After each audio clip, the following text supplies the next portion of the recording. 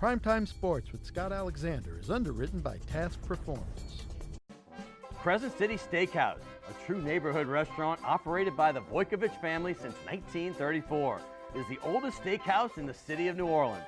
Serving only hand-cut, prime-aged, corn-fed beef for over 80 years, Crescent City Steakhouse has become a dining destination for both die-hard locals and adventurous travelers who seek traditional, timeless New Orleans cuisine.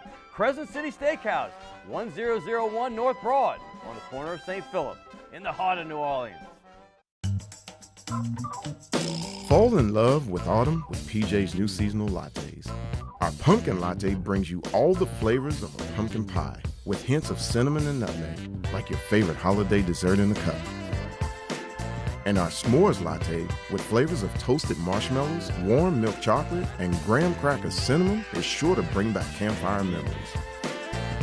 The PJ's Fall Seasonal Lattes, available at your local PJ's only for a limited time. So here's the bottom line.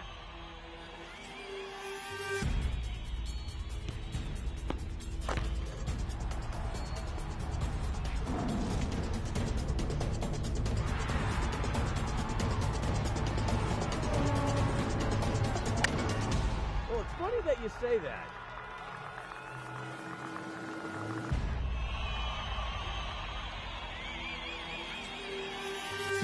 Let me tell you.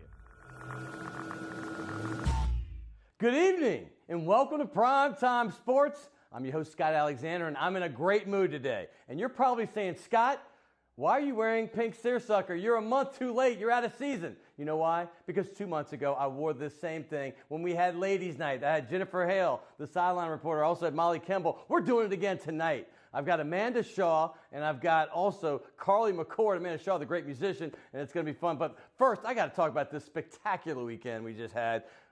LSU, Saints, and Tulane. Well, let's start with Tulane. They were a 15-point underdog. They had to have this victory to have any bowl chance. They took care of business, and they stuffed Memphis. And how about LSU just throttling Ole Miss 45-16? The New Orleans Saints on a 3-game win streak.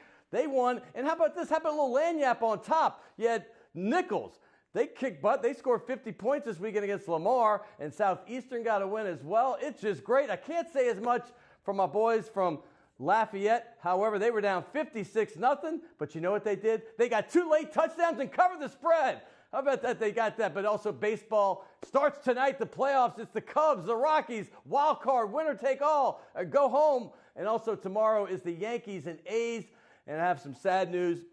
As you know, Will Wade is his player. Wade just passed away, and it was just terrible. Wade Sims right here. And he got murdered this past weekend, and we'll always remember him. He always had that smile on his face. But don't forget, we have Amanda Shaw, Louisiana's first musician. She's the first lady. She's coming up. We also have Carley McCord. She does everything in the reporting business, and also Seth Dunlap. He's going to cover the Saints next, right here on Primetime Sports. She had to go simply because, and I'll let it go like she never was. She had to go because she didn't know who Scott Alexander was.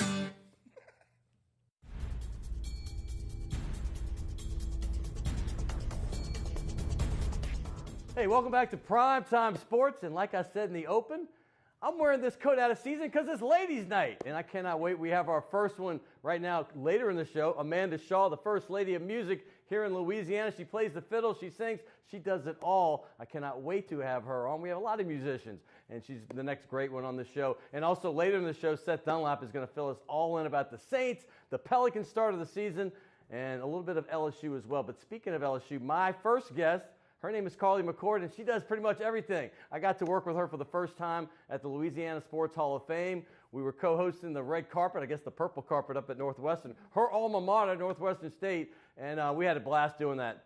But I realized how incredibly talented she is. She works with ESPN, CST. She's now with WDSU down here with Fletcher and Sharif. She's going to try to keep those guys intact. And she does so much more. She's the in-game host at all the Saints and Pelicans games. I thought I was busy, but I think she's twice as busy. It is an honor for me to have you on the show, No, girl. it's an honor for me to be here. You know, I always, people ask me what I do, and that is such a lengthy question, and you just covered it so well. Well, so and I didn't even leave what you just left because you had so much on your plate. You were doing a radio show as well. Yes. And tell me about that, because, I mean, that takes a ton of your time. So right when I finished school at Northwestern State, I went back to LSU to study broadcasting. Okay. And after being there for 2 years, I got my first job out of school in Cleveland. And I moved to Cleveland, Ohio, born and raised in Baton Rouge, worked in Cleveland. I worked for the Browns. And then about 8 months into my stint there, I got hired by CBS Radio, working on a hot AC formatted radio morning show. And Cleveland, not the best of places to live. I just was kind of, homesick, wanted to come home. Right. Started job searching for back home, called Gordy Rush at Guarantee Media. And How long ago was that? This was 3 years ago this month. 3 years ago in August that I came back home, but I moved to Cleveland 3 years ago this month. 5 years ago this month. Yes. I saw you were the producer for Matt Moscona. I was, yes. That's when I first heard your name. Yes. And then I was doing the CST calling the high school games a few years ago, and Haley Asaro was our silent reporter, but then you became one of those as well? Yes. So, my career started just unfolding. I moved back to Baton Rouge. I worked at Guarantee Media, and shout out to Gordy Rush and I love that shot Flynn with the Foster. uniform on. Yeah, I sidelined for CST. Shout out to Guarantee Media. They really opened a lot of doors for me. And they do a fabulous job. They really do. Yeah. And I, 3 years. I just actually left there about 3.5 weeks ago by choice, of There's course. Gordy there he is. Jacob Hester. By choice because I just have so much so much going on. I couldn't, do a full-time job, but they really opened so many doors for me, to get to me. A lot of the gigs that I have now, and I'm so grateful for them, and it's just been a whirlwind, a huge roller coaster. Well, there's a bunch of pictures of you with some famous people, and one of them is Juvenile, which I had to laugh because I lived in Atlanta, and I know Juvenile's from New Orleans, which is where I'm from as well, but Atlanta, and all my Atlanta friends were loving that Back That Booty Up song. But there he is right there. How about Juvenile? Juvenile is so funny. I've actually gotten to meet him twice. He performed when the Pelicans were in the playoffs versus Portland, and then he performed preseason, obviously, for the Saints game. And he's always so nice to, take pictures and be interactive with the fans and all of the staff on the sideline. And obviously he's very successful and very well known here in New Orleans. And that song, I think everyone has a memory. Everybody knows that one. Everybody's at least shaked it a couple times to that one at least once. Hey, you also have a connection to LSU football besides going to broadcasting school. Steve Ensminger is your father-in-law. You're married to Steven Ensminger Jr., I'm assuming. I am. I always have to clarify that to people, they're saying, you're married to Steve Ensminger, the younger Steve Ensminger. This one right here. Yes, the younger one, not his dad. His dad, obviously the new offensive coordinator in first year at LSU. Congrats, by the way. This is relatively new. You're within a year. This was in January. Yes. So how is it being a newlywed? It's been so much fun. I have, not had the time as much as I would have liked to be a full-time wife because I work so much, and I'm just so lucky and blessed to have a husband who's understanding of my career. And, obviously he's from a family that is very football and sports oriented, so he understands it, and I'm super, more than anything, lucky and you both seem blessed lucky. beyond belief really to have, a family like them. Well, you told me, I told you one time because I was trying to get Steve on the show. He's not a big fan of the media. He won't talk to me either. However, I told you this is true.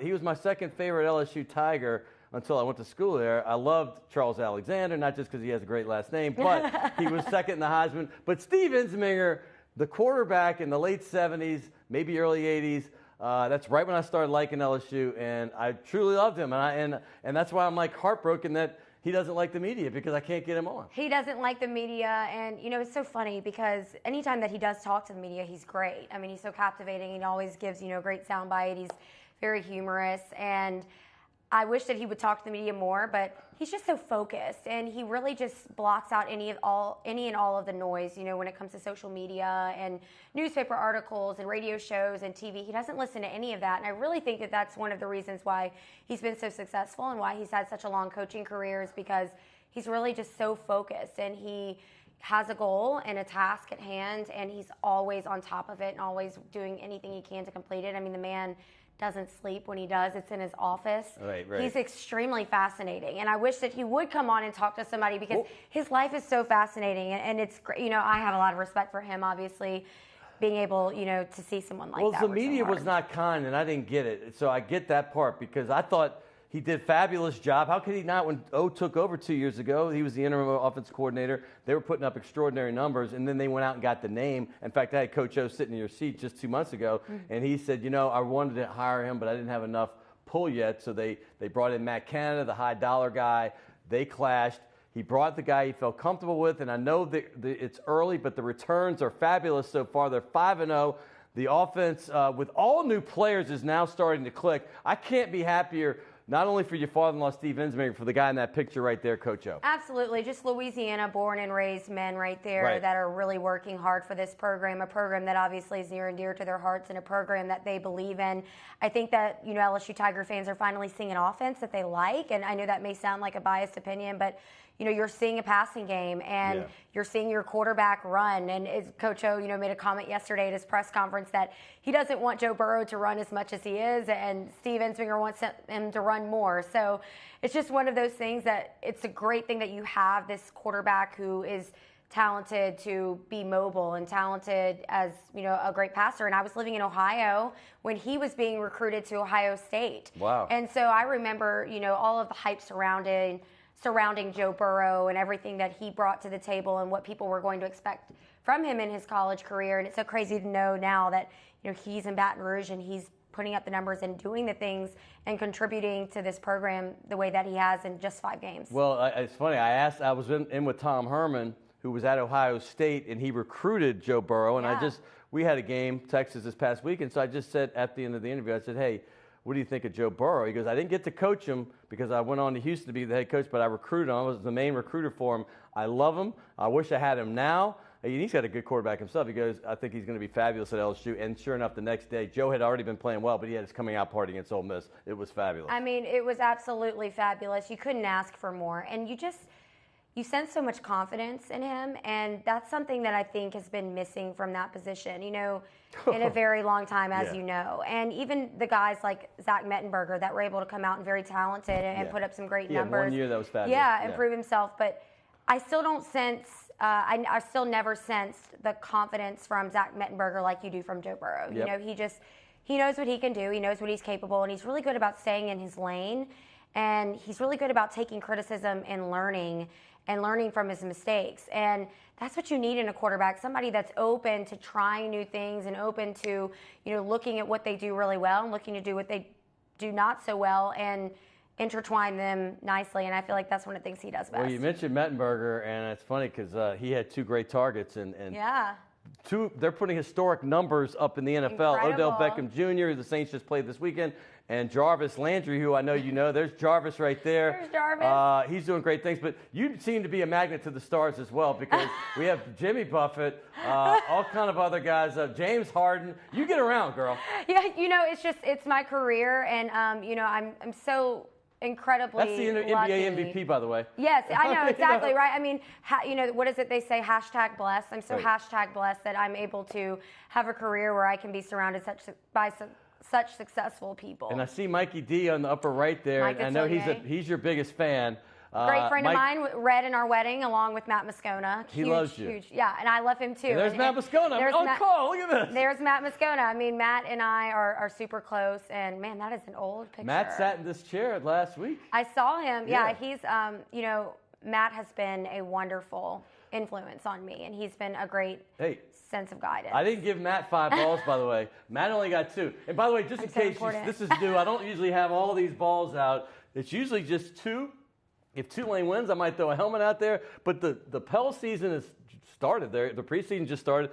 These 3 teams get the rare triumvirate when they all win the same weekend. And then this is my newest sponsor as of today, the NOLA Gold Rugby, who John Goodman's a big supporter of. My buddy Robert Israel just bought a stock in the team with Tim Falcon. That's a sport on the rise as well. Yeah, it absolutely is. And man, Scott, you're talking about me being everywhere. You're everywhere. You get to sit with stars. I'm not even worthy of this chair. You're definitely right. You and Amanda, by the way, the ladies' night, I couldn't wait for this. I had Jen Hale, who, by the way, was so courageous when she came out recently. Absolutely. And telling her story. Google that if you don't know it. but her and Molly Kimball came on, and I got so much positive feedback because I've had women, Dee Bro. Yes. I'm sorry. It's okay. Coach, the gymnastics star coach, and several others. We had little Jalea, who was a little basketball player, and we've had several, but never 2 in one show. And people are like, you got to do more of that. Yeah. So I wanted to do it this week. And do you know Amanda Shaw? Do you know her music? I know Amanda Shaw's music. I do not know her personally. I'm looking forward to meeting her. You might meet her in 3 minutes and 36 seconds. I know. I'm super excited. She sang the national anthem at a Saints game this year at one of the, I can't remember. She's at the kickoff lunch, and I was at that. Yeah, she's very talented. Yeah. And women like her, man, I mean, they're just incredible. You can't. And another great ambassador for the state of Louisiana. Absolutely. I mean, we have a lot of talent in this 1000%. state. We do. The boot is the best. I'm telling you, when I lived in Cleveland, you don't know what you have until it's gone. I moved up there, and I could not wait to get back to Louisiana. And people would say, well, why don't you like it here? Why do you think, why do you think it's not worthy? And why do you think that there's not a lot to connect to? And it's like, because when you're from somewhere that has so much culture and so much of a unique I lived away for 30 perspective years. on everything. So I know what you're talking about. Yeah, it's like you can't compare it. And they try to say, well, we have good food here. Yeah, but we have the best in New Orleans. The best. Or, we have good athletes here. Yeah, but we have the best in New Orleans.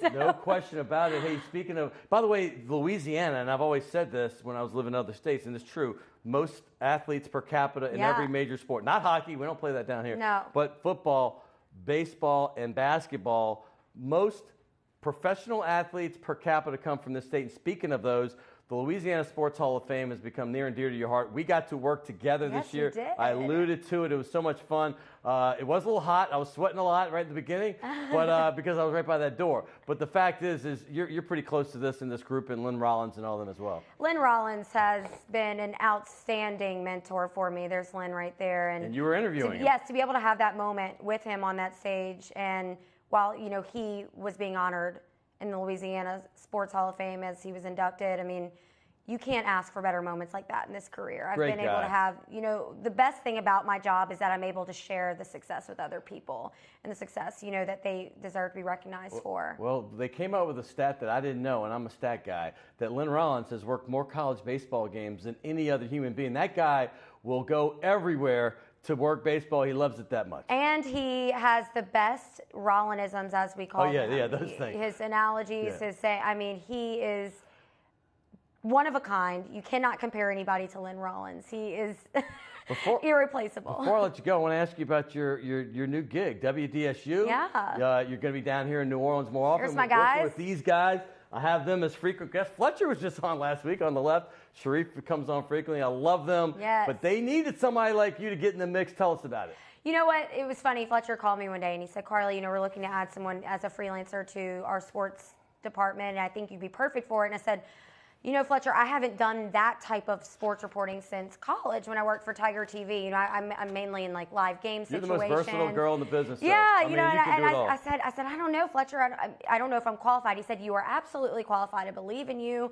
And he brought me down. I met with, my bosses over there, Keely and Melissa, and they were so wonderful and they've been so helpful. And it has been so much fun. And I just love the news side of sports and the local side of sports, and being able to be on a great team with Sharif and Fletcher at WDSU and all of their higher ups. It's been a dream come true, and I'm so excited that I get to add it to my resume. And if you go to Pelicans games, you hear her voice all the time. She is there. And Apologies Saints games, in advance. Saints game. My funniest, and I'm going to say this, when the babies were crawling, and one got up and started walking. It was taking like forever. We were like, let's end this thing. And you're like, no, you're supposed to crawl the line. They were in my ear saying, he cannot win, he cannot win. Yeah, I just had to laugh because I was falling over. Look at all these shots. There we are. That was an old picture of me in a Jimmy Graham jersey, my goodness. Jimmy Graham, you were kissing that bicep as well. I think that was, what was that? Who did that? Was that Kaepernick? Kaepernick did it. Kaepernick was doing it. Now Michael Thomas does it. But by the way, that other shot, put that one back up, Will, because this is the one I promoted you and Amanda on Facebook today. That is all business right there. She's like, yes. A very talented photographer in Cleveland. He shoots a lot of famous athletes, LeBron, all the time, and he took that that photo, and I just can't top it. LeBron James, before he was famous, stayed at my house back in 2002. What a story. Yeah, that was. Hey, by the way, there's a couple things. We give gifts on this show. Hey! And this is, if you know Delachey's, this is his sister restaurant. Evan Hayes owns Shay's Delachey's, which is table service as well. Okay. You don't have to go to the bar in order to eat food. And it's obviously the greatest wine list in the city of New Orleans. That is on Carrollton, right off Carrollton on Maple Street, between Carrollton and Broadway. And this... it's a New Orleans company, Task Performance, the softest bamboo cotton you'll ever put on. And I'm going to tell you, once you put it on, you're going to start throwing rocks at all your old stuff. I don't wear Under Armour anymore. I don't wear any Nike Dry Fit because this, not only is a New Orleans company, it's by far the softest and best material. Well, I'm training for the Louisiana Half Marathon, so this will come in handy. Perfect. We might get you a couple more for that. Yes, let me know. Carley, I appreciate you. Hey, Scott, I appreciate you. Thank you. And I'm going to say this, working with you for the first time, not really knowing you except for peripherally, that was a treat, and I really hope we can do it again. Absolutely, anytime. Just let me know. Just let you know. Yes. All right, this is Ladies Night. We're not done yet. And by the way, we have a little beefcake, too. I've got Seth Dunlap coming, all 6'7" of him at the end of the show. But coming up next, I got a real special treat for you. You know how much we love our music down here. You know we love our good times. Well, we got a girl that puts it all together. Her name is Amanda Shaw. You see her everywhere. She's singing national anthems. She's playing the Jazz Fest for years and years at the big stages. Well, she's coming up next. Her debut on Primetime Sports right here. We'll see you in a second.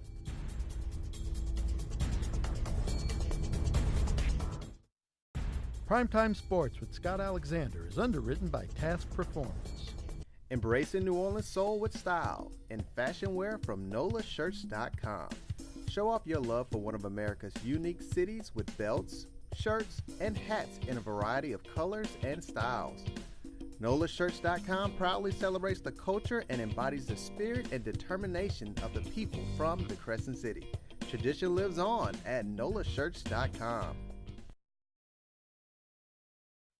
The owners of the Delachey's Wine Bar on St. Charles Avenue have opened up their newest creation uptown on Maple Street called Chez Delachey, a new local wine bistro featuring a larger menu of small and large plates, a brighter atmosphere, and full table service. Additionally, patrons can enjoy a large patio out front as well as an extensive wine list offering selections from around the world.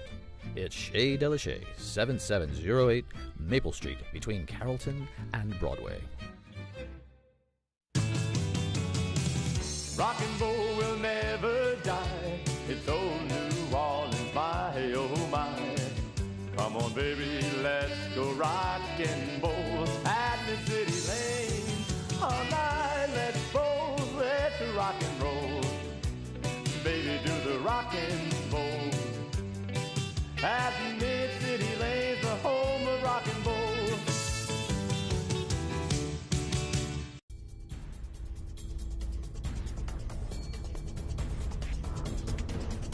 Oh, like I said in the open, it's Ladies Night, and I get excited. Like we had Jennifer Hale and Molly Kimball a couple months ago, and this time you just saw Carley McCord.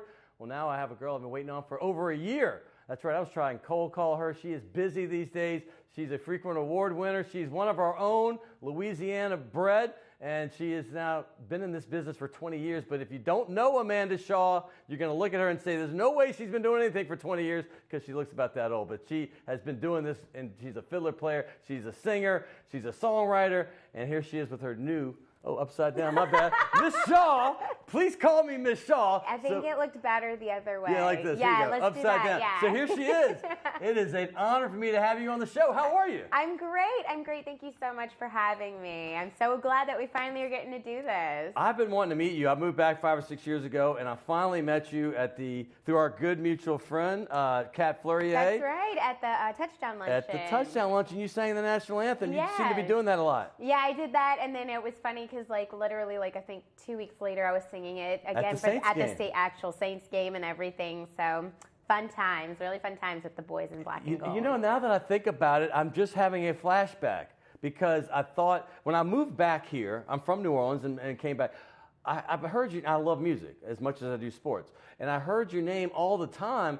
And now I'm just realizing, because I was an agent for years, that I came to an all-star game like a decade ago, and I think you might even been singing the national anthem then. That was you, right? Yeah, that was my me. producer even has the picture. Look at this. There you go. Oh my gosh, it's so funny. That's like a decade ago. That was. I think I was like 17 or 18. Because they were the Hornets then. They've had 3 All-Star games here in less than 10 years, which is never heard of. But you got to do the first one. How was that? That was so fun. I always have a really fun time, especially like, sports things are always really fun because people are already really excited to go cheer on their team. And then it's like, you're there with the excitement of it all. You're singing the anthem or doing halftime. I've done halftime for the Pelicans game. So it's just like, it's always fun to kind of bring these different worlds together. You seem like you've been around athletes a lot because I do I don't know. Like someone's hold on how you say that. Well, no, not like that. But because you play at events. But no, Zach Streif, I work with him on Sundays, and he's like, man, I've known her since she was a kid. I'm like, Zach, you're not that much older. He goes, yeah, but I was 22 and she was 14 or 15. But fact is, you've been around this for a long time. Yeah, it's pretty awesome. I still get really excited when people come see me play. I do. I always call my mom. Look at you, the young girl right there. How old would that have been? Oh man, probably. I don't know. I even have one younger, actually. I think look at this. Look at this. Oh, I think these pictures, are they from the Times-Picayune? The Times-Picayune did a year ago. They did a collection of I will not reveal my sources. Pictures of me from all the times I'd been in the Times-Picayune. And looky here. That's hilarious the way that's stretched out. Yeah, it's stretched out. I don't actually look that way in person, just so you know. Maybe it was a thin picture that we had to stretch out. I'm sorry, that is not her. Not a good representation. Look at this girl right here. By the way, you see this. We usually have some balls up. We have a few, but you're a fiddler player, and you're renowned at it. I have to ask the obvious question. How did you get started doing the fiddle? Well, so I started playing violin when I was 4, and I was watching TV, and they showed an orchestra, and they showed the violin, and it was like love at first sight. I was like... At 4? Yeah, I was just like, it just looked super cool to me. I was just like, oh, that's awesome the way that he makes that sound. And I looked at my mom and I said, that's what I want to do. And we lived in Hammond at the time. So my mom took me to Southeastern to go get lessons. They have a fabulous music program You're 4 there. at the time? Yeah. Wow. I always tell people, like when moms and stuff come up to me and they ask me about lessons for the kids, I always tell everyone, I mean, everything, all my foundation and everything came from all the classes I took at Southeastern. They have a really great program for kids and a lot of great student teachers. So that's where I started taking classical lessons. And then growing up here in Louisiana, I love Cajun music and just having fun. So I started learning more and more about Cajun music and, kind of jumped on. I'm looking at all the facets of your life. I'm fascinated by looking through these shots. I'm also very fascinated by some of my fashion You don't know what's coming up next. You don't. By the way, I have to say this. I think this will shock people because you look so young, and you are young. You just played your 20th different year of Jazz Fest. My 20th year at Jazz Fest. We have shots from this year as well. Yeah. But we have shots through the years at Jazz Fest. That had to be. I grew up going since the late 70s. I had a stretch of 26 years in a row. That's that was this year. Yeah. But you rocked the house and you played the big stages. How great is that? Oh, thanks. Yeah. We've played Gentilly, Acura, and it's always super fun. It always is really exciting, and like I was saying earlier, I'm always just like, not nervous, but I'm always like, oh man, I'm like, this is gonna be the year that they're sick of me, or they're gonna be like, try something new, fiddle girl. And then when people come out and see me play, it still makes me so excited. It really does. It makes me so excited to see people come out. And you're a headliner, girl. You're not. You're a headliner. People can't wait. I do. I still really do get thrilled that I'm like, they like me. I'll call up my mom and I'll be like, people came to see me play, and she's like, yeah. Yeah. She's like, yeah. So, but yeah, I do. I get really excited. Well, you're not one of the ones that people just happen to, oh, I got a little daiquiri. Oh, I see somebody playing here. You're the one they circle, like, we're not missing this one. Everybody go. Well, it's always really fun. There's always like a great crowd of people out at Jazz Fest and French Quarter Fest. Louisiana just has a great way of celebrating, everything. And I love traveling the state. I've played at a lot of different festivals over the years, all across the state, all across the Gulf Coast. And I just love it. And really, just as much fun as some of the big festivals are the really tiny little neighborhood festivals. Yes, how great are those? Play. Yes. It's really great because that's when you really see Louisiana, like true Louisiana. I have fans that, I play like the same festival every year, every other year. Give me a couple of them. And, one of my favorites is down in Larose, Louisiana. Oh, yeah. I know Larose well. Yeah, and I just love it because it's the same fans come out every year. They'll bring me like little gifts. They bring pictures of their family, and like they remember everything we talked about from the year before. They'll be like, "How did that thing go?" And I'll be like, funny. Like, yeah, and I'll be like, "Oh yeah, that's right." And they remember, and it's just like amazing the connection that I'm able to have with the people in these communities, and I just love it. It reinvigorates me, and it's just fun to connect in that sort of way. Well, I love your fashion choice here. I'm out of season with what I'm wearing because it's ladies' night, but this is great. Please Call Me Miss Shaw. What is this about? Tell me what's on it. Well, Please Call Me Miss Shaw is a record I wrote about. It's just like a fun collection of songs. I feel like it's the first time I wrote a record that, you know, it's the type of record I would want to buy. Like, it's the type of like thing that, like, not just that, like, as an artist I write, but I feel really proud of the songs because it's the type of thing that I like listening I love that to you said that. in my spare time. And it's, you know, it's a collection of songs that are definitely female empowerment. Something that I've really grown up in, you know, in music is like, you know, behind the stage, you know, I did start out as a young girl, and then, you know, going through teenage years, and then, you know, young female years, and sometimes, you know, a lot of times being, you know, the only female, you know, maybe, you know, at a festival, you know, I've been to festivals where, you know, I'm like, can I get a mirror so I can do my makeup? You know, and I realized, you know, over the course of the weekend, I was the only girl, you know, because they weren't thinking about, you know, mirrors for doing makeup and doing hair, and, you know, just the, you know, the empowerment that I personally feel. This is just my story, but I love being a girl. One of the things, not just playing music, but I love the stage. I love getting dressed up. I love the glitter. I love the hair and the makeup. I love all of it, and I'm just really celebrating that. And instead of, you know, allowing that, maybe some of the negativity, you know, there's definitely, I've run into people maybe who've thought that maybe, you know, I'm a little more fake, or, you know, maybe not, you know. I haven't heard that once. More, not quite as legit, like, you know, I don't know. I think everybody has, like, haters and things like that, but instead celebrating the things that I feel like make me me, and hopefully this record helps empower other people to pinpoint those things that make them who they are, those things that make them feel glittery and sparkly on the inside, and just celebrating those things instead of being down on it, you know? You also make other people feel glittery and sparkly inside, besides the fact that you're Big Easy. You've won the Entertainer of the Year. You've won all the Offbeat Awards. But you also help others. You have a great foundation. I'd be remiss not to talk about that. Because that's the Amanda Shaw Foundation. Tell us about it. I'm so proud of this. Yeah, so 20 years in the business. And that's the big thing we've been celebrating this year because, I mean, it's pretty awesome. And the way I wanted to celebrate was by launching a foundation. You know, I get a lot of requests, and I try to do as much as I can to help the community, and just to finally have a place where I can really, oh, cool, they have pictures. The pictures! Hey, we are prepared. I have the producer to the stars, Will Hill, back there. Look at those. But it was really, I really just wanted to launch a place where I can do the type of work that I really want to do, the things that's Ruby Bridges. Yeah. I don't know if you're familiar with the Ruby Bridges story. There's a famous painting of her, but she was the first African-American girl to go to, which was like to to you know, integrate a segregated. Right. Yeah, so Louisiana? she's really cool. Yeah. Okay. So she's really awesome. So that was a cool picture. Right. By the way, also, we have a fiddle here, or is this a fiddle or violin? Fiddle, right? Yeah. Okay, tell people the difference between a fiddle and a violin. You can pick it up. I can't touch it, but you can touch it. Nothing, really. I just don't think you would probably compliment somebody at the orchestra and be like, that's a nice fiddle you're playing there. Oh, no, okay.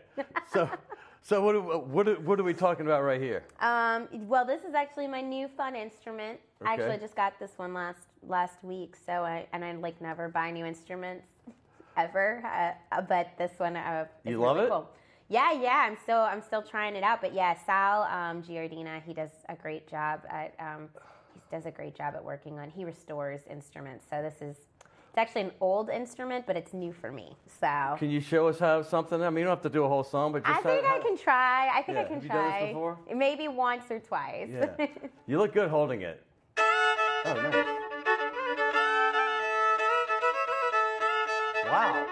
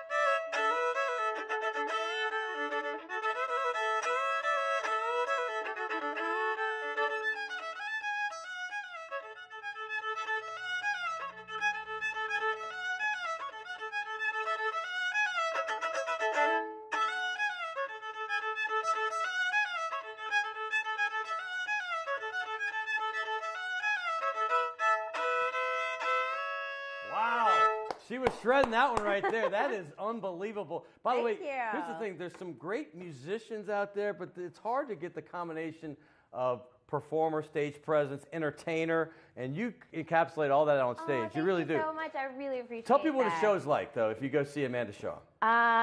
It is hopefully fun, you know. I've had the cute guys, my band, backing me up for 18 or 19 years. So they've seen you grow from a little girl. They've had my back for a real long time, and I love them to How many guys is it? I have 3 guys. And the same guys? Yeah, both Ronnie and Mike, my bass player and my drummer, have been with me for about 18 years, and Tim, my guitar player, has been with me for about 9 years, and I love those guys to death, and it's always just fun. Like, it's like hanging out with my friends. They're like family. They're my friends. So for me, it's just I always just look forward to it. Actually, going on stage and playing is really the easiest part of my job. That's what I always tell people. It's really the easiest part, and the thing.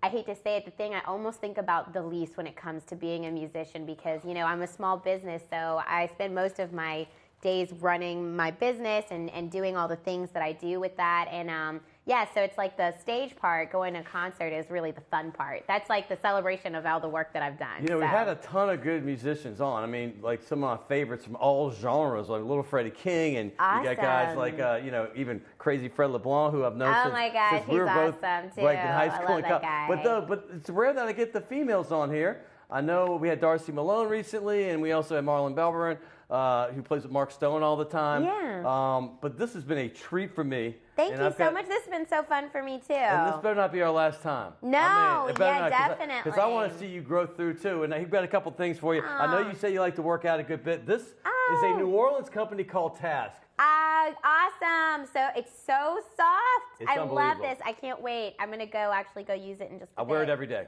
Go. I mean it, and I've started wearing it way before they started sponsoring the show. Thank you so much. I'm so excited. And you probably heard of Delashays, right? Well, this is Shays Delashays, which is the other one. This is his newer one, a couple years old, right there on Maple. Wow.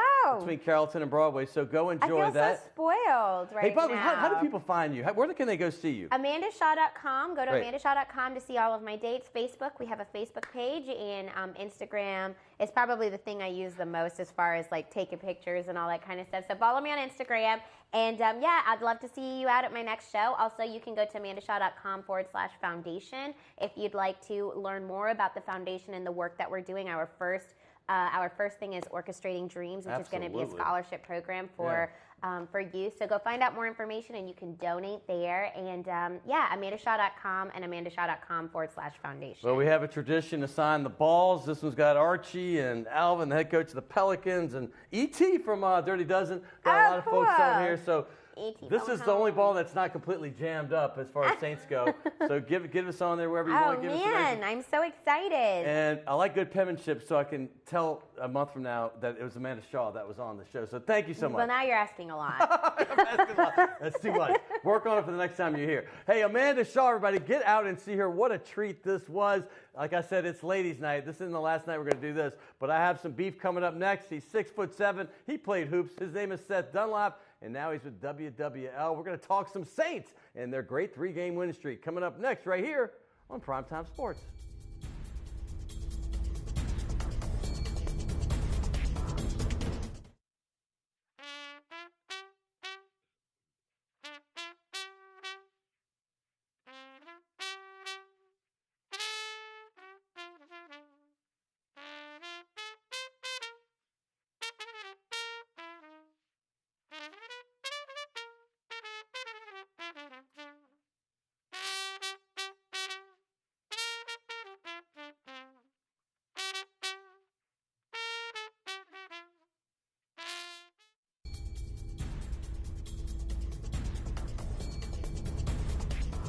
Hey, welcome back to Primetime Sports, and I have to thank two fabulously talented ladies, Amanda Shaw and, of course, Carley McCord.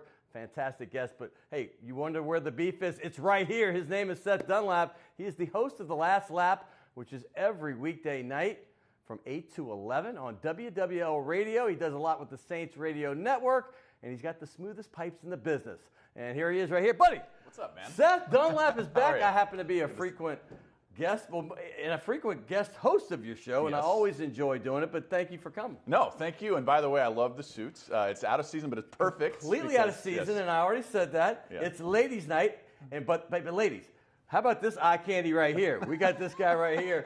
His name is Seth Dunlap, and by the way, to recap people, you're a former basketball player. You grew up in the state of Washington, correct? Yes, that's a very loose former because it was a long time ago. No college or anything. But yeah, Washington State, grew up there, been here for a decade. But still, you played hoops a lot. I played every day for like 25 that's years. My jam, man. For 10 hours a day. I mean, I can honestly say I was a former hooper. When are we going to ball, by the way? We got to do it soon. We got to do it soon. I was getting back in shape, and now I've been on the road, and now I can fit in my pants that were so loose. So I got to get back in shape. But I'm almost there. Hey, let's start talking about what's going on right now, because this is all the action. That's why I never have all these balls and helmets, but these three teams all won for the rare time in the same week. Yeah. The Pelicans just started, and like I said earlier, that's my new sponsor, and I'm kind of getting into the rugby. So the sports scene's alive and well right now. Yeah, it's great. And by the way, we were watching this when I was live on the air, but Justin McMillan first pass when he comes in the other night. Crazy, the spark, and he may be the guy for Tulane. That was a huge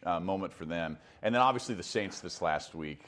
Everybody, this is what I keep saying. If you thought before the season, where would they be after 4 games? Almost everybody I talked to said 3-1.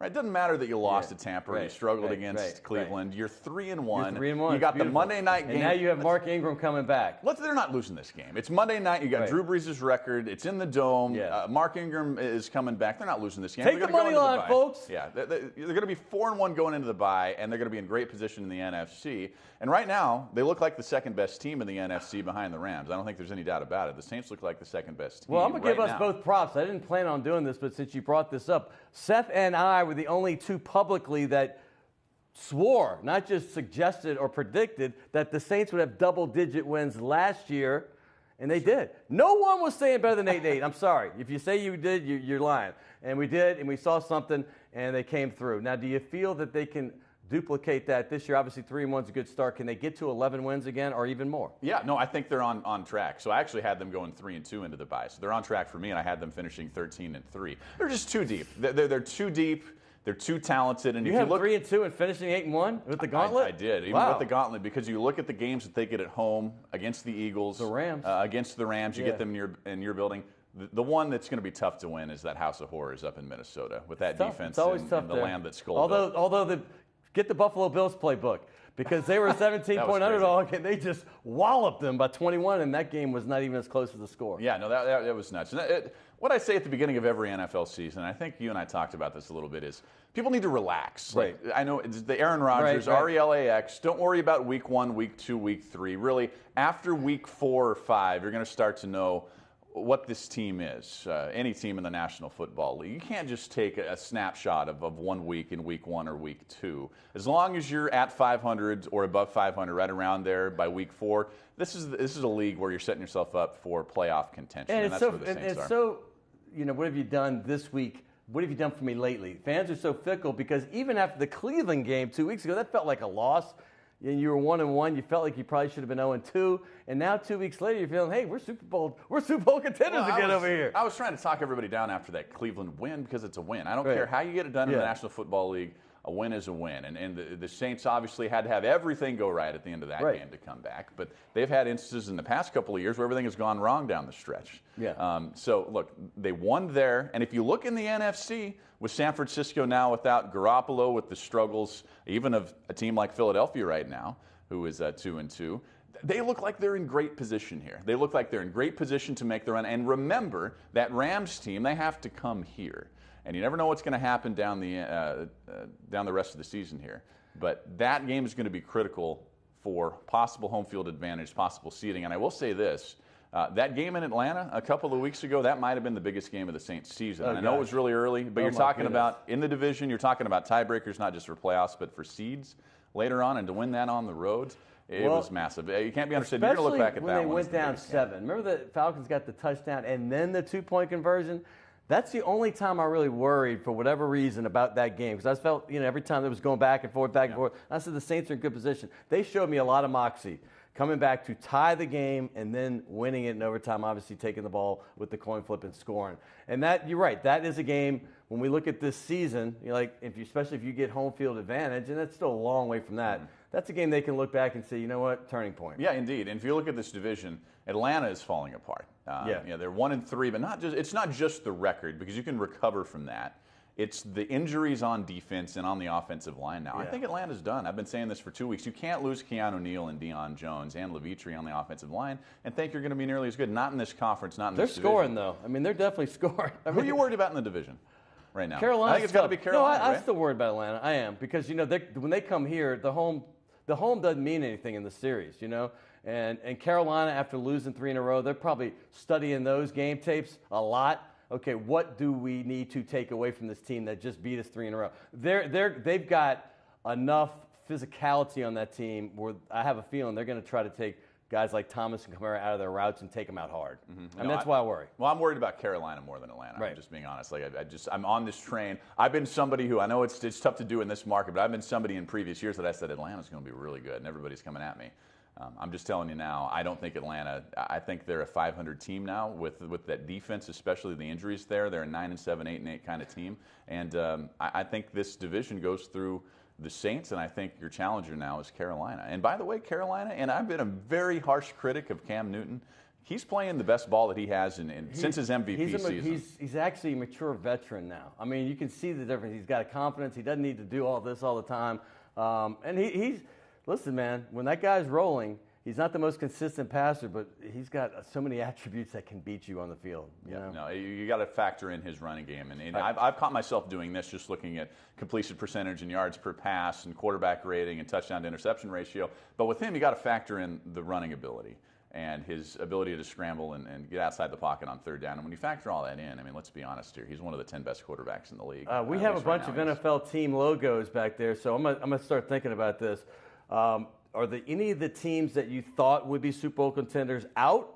And who are the main contenders you think, particularly in the NFC, but just in general? Like the Eagles obviously won it last year, but the teams like the Rams and the Chiefs seem to be the heavyweights at this point. But after week 4, it doesn't mean they're going to be there after week 12. No, I'll tell you this, and I'm on record for this. You can find this on my podcast. In the archives, you can find this online when I did my predictions. All my favorites are still there. Over in the AFC, I was on board this Mahomes train. I don't know if you were or not. Oh, I picked him in every draft I had. I love Mahomes. I tell you, my 2 favorite teams in the AFC right now, you could have a Jacksonville and Chiefs AFC title game. 2 different kind of teams. Obviously, New England's still going to be there. I never thought that they were done before this last week. They're not done. And over in the NFC, I said it was going to be the Eagles, the Vikings, the Saints, and the Rams. And I still think those are the 4 teams. Well, the Vikings are getting beat up a little bit. They are getting beat up a little bit. But just with that defense, that building that home field advantage. Their defense has been getting thrashed lately. Yeah, that's a defense. They're too talented with Mike Zimmer. The reason I know, because they're my fantasy defense. I know. They're killing me. I'm telling you, Minnesota's going to be fine with that defense. All right. Could they lose that division to Superman and Green Bay? Absolutely. But Minnesota should be fine here.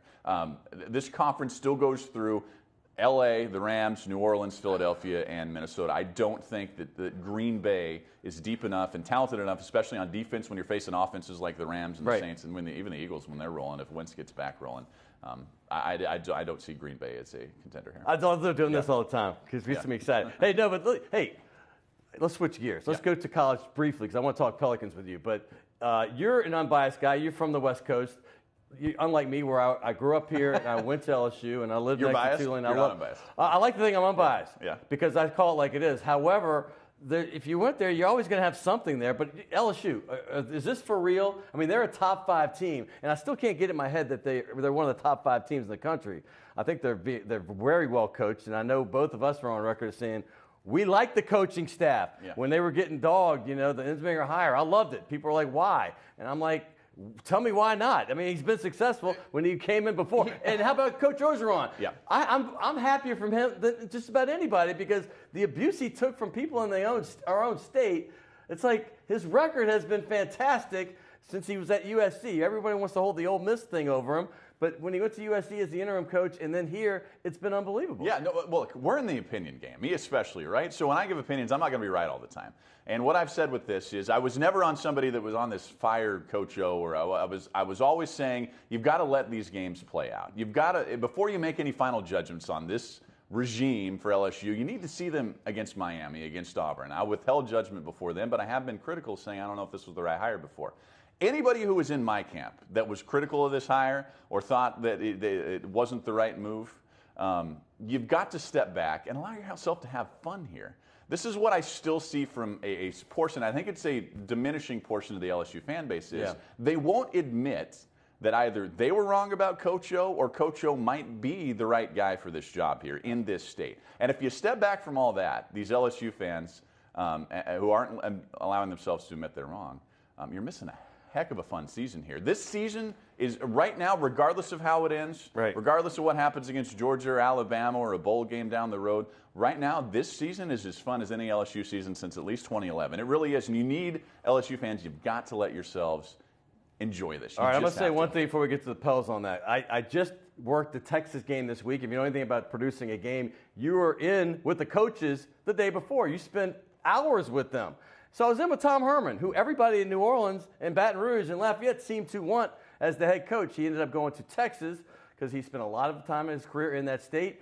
But I was happy about that. I said Coach O is the perfect fit for you. I was so happy he got the job. And after seeing him in the meetings, and I respect Tom Herman a lot, this was not the fit for Tom Herman.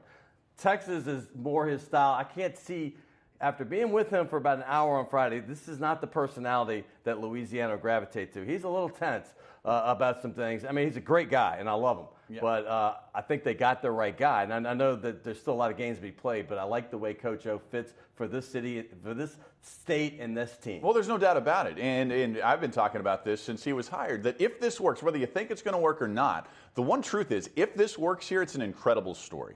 The local boy rising up, coached in the SEC before, finally back to this program where he's always wanted to get. It's incredible. All right, let's talk Pels real quick. We don't have a ton of time left, but the New Orleans Pelicans, we both love basketball. We really love basketball. We both go on record saying it's our favorite sport. This team, there's no Boogie Cousins, but you did pick up Julius Randle. You did pick up Elfrid Payton, who is going to replace Rondo. Where can this team go, and what do you expect them to do? Well, just quite simply, I think they're as good in the regular season as they were last year. I think they are built for regular season success, to be honest, more than they were last year. I think Rondo, he was incredible in the playoffs. We know that. He's going to be irreplaceable if they get back to the playoffs in that. But Elfrid Payton, regardless of your criticisms of him, he is better suited to run this team through 82 Much better, and I've been saying it from the moment he got here. Everybody tried to tell me when he came as a free agent, he was the backup. I'm like, no, he's not the backup. And they were like, oh, they're going to get somebody else. I'm like, well, maybe they're going to try, but this guy's going to be a starter. He fits this offense perfectly because they want to run, and he's as fast as they get. And you know who fits this offense perfectly? And I think he fits this offense much better than Boogie ever did. And I'm not trying to take shots at Boogie because he was obviously doing some historic stuff here. But Julius Randle, he was built for this offense. I am telling you, Pelicans fans who don't know who this guy is, you're going to know about him in about a month or two because he's going to do some great things here. And I think this is one of the 5 best teams in the Western Conference. We don't know what happens in the regular season. But to answer your question again, this is going to be as good of a team in the regular season. I firmly believe this, pending injuries here, something that happens, as they were last year. It's crazy because the Pelicans tied for the 4th best record in the West last year, but the team that was right ahead of them had one, the Blazers had one more win. The teams that were 7 and 8 and even 9, not in the playoffs, had 1 less win and 2 less wins, and you're out of the playoffs. So is it going to be that tight and jumbled again? Oh, yeah. I think it will be. You've obviously got LeBron and now you got the Lakers added to the mix. Yeah, I think, it's Golden State, it's the Rockets. I don't think the Lakers are in that mix. It's those 2 teams, and then you got this group right behind them, and I think the Pelicans are in. Hey, buddy, I can't thank you enough. I've got a nice gift certificate. Hey. Shays de la Shays. By the way, I didn't mention your duds. Awesome. Hey, thanks, you're looking fantastic. Is that velvet? Yeah, it is. A little. It's velvet? You're looking good. Yeah, we both look like we were way out of – you're in season. I'm out of season. But it's ladies' night, baby. Yeah, here you go. This is a nice gift certificate to Shays de la Shays between Maple and Broadway. Hey, I'm not done. Oh, okay. I'm not done because you've never been here when we started giving out Task Performance shirt, the softest shirt on the planet. Bamboo cotton. Oh, all right. It never stinks. It never does anything. All the stars are starting to wear it. I'm going to wear this on the show tonight, all right? Wear it on the show. I am. I'm hey, doing it. Can you give him a prop, too? Yes, I will. By the way, I keep looking at the monitor. I need a haircut. I'm going today or tonight, right after the show. Hey, I got to thank everybody. By the way, there's music. Amanda Shaw. Go check her out. Also, there's my buddy Mark Stone, who's been a guest on this show at least 2 or 3 times, and he's playing. You see there Saturday right there on the 6th. He's playing with Chuck Campbell, the Campbell Brothers. They got Walter Wolfman Washington and Marilyn Barber, and she was on the show, too. With her band, too. She's great. But they're going to play Saturday and Sunday And check it out right there. It looks like they're going to be the 25th Nolaversary at the Maple Leaf. Check that out. And also on Sunday at the Ace Hotel. I want to thank everybody. The beautiful Carley McCord, so talented and so versatile. And, of course, Amanda Shaw. She's the First Lady of Music here in Louisiana. Hey, we're going to come back next week. We are still going to keep having these guests rolling through. And don't forget, Drew Brees, Archie Manning, and Bobby Hebert. That show's coming up. I don't have a firm date, but they're all going to be here together. I cannot wait. Hey, you're watching Primetime Sports. We'll see you again next week.